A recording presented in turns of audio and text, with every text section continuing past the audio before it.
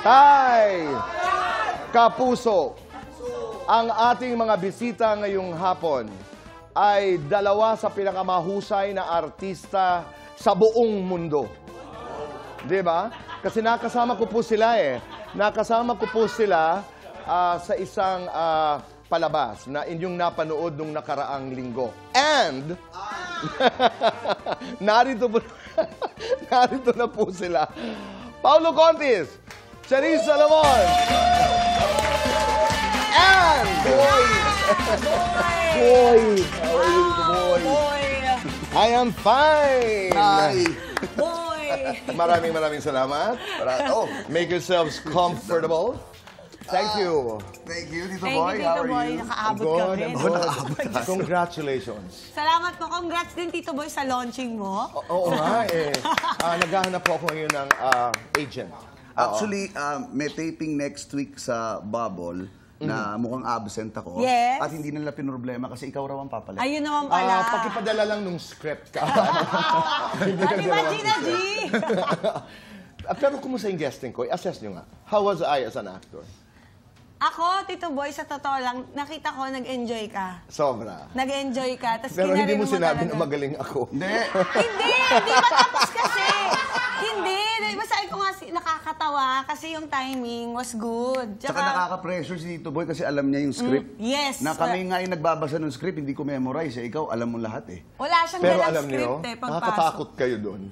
Itong totoo ha, yung parang bagang, you know, when you get into a platform that you're not familiar with, sabi ko, ano kayang mangyayari dito? Alam ko naman ang kwento, pero Diyos ko, ano ba? Kinakabahan ka din Parang pala, hindi na lang Tito ako Boy. mahalata. Paano kami kinakabahan pag nandito?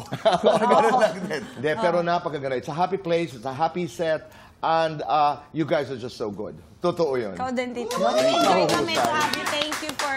But you are part of Bubble Gang, which is the longest running comedy show in the country, 28 years. Sa inyong palagay, ano ang paliwanag nitong staying power ng palabas na ito?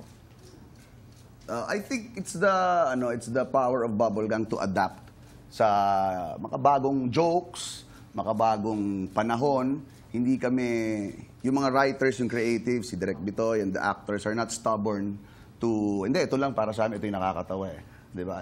Like before, sabihin na natin na mas matapang and somehow now it's more, ang tingin ng tao, offensive na yung ibang jokes. Then we adapt. Gagawa kami ng paraan na ang mga jokes maging nakakatawa lang without offending people. So, nasusuportahan yung programa. Nakita ko yung collaboration ni Michael, ni Bitoy, with the writers. Yes. Nakita ko yung the combination of what had been planned and adapting to the moment. Yes. Yung kung yes. anong nagaganap ngayon, how is it working, as opposed to, ito yung plinano natin, doon ako bumilib.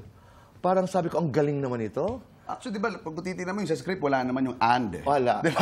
Wala. Lately lang, napapanood ka namin, yung and ni Tito Boy, ano? And, gamitin ko, gamitin ko. Galing. And sobrang open. That was and your creative. invention. Yeah. That was your contribution. Okay Ganda. naman ang Tsaka yung creative sa labas. ganun. Yung Oo, labas. Ikaw. Di ba? Doon lang din Correct. nangyari. Oo. Yeah. Napakaganda. At saka, tanggap, no? Bukas si Bitoy, bukas ang Yes, writers. yes. I mean, Yun ang- if it works, sama natin. Yeah, and if it doesn't, sinasabi naman ng diretso eh. So, Yeah. walang na-offend. Walang mga pagkakataon na nag-aaway-away kayo. Hindi away hindi away na away, but diskusyon. I don't think this is going to work. I don't think this worked. Pwede ba natin subukan ito? I mean, may ganon? Meron. Oo, pero it's very healthy. Yeah. Kumbaga, kailangan lang kayong makinig. Like si Cha, bago yan pumunta sa creative or sa set, pupunta muna yan sa akin or kay Direk Pitoy para bago siya pumunta sa mga creative. Alam It's niyo very, what joke is going to work? No. Ako, meron akong instance, if I may share, yung isa sa nag-viral, yung sa mahina yung pandinig. Yung Okay. parang bumibili siya. Meron po kayong gamot sa mahinang pandinig? Meron po. Wala. Sige, thank you. Yun, isang yun, bago ko yun ginawa, lumapit ako kay Kuya Bitoy. Sabi ko, ano ba to? Paki-explain sa akin, Kuya, kung paanong nakakatawa siya. O hindi ko ba siya magets? Sabi niya, gawin mo lang. Nakakatawa yan. And then, nag-viral siya ng ilang beses. You just have to online. trust him. Yeah. And what And you trust do, the process, like, as the you would truth say. also, yeah. Ang galing.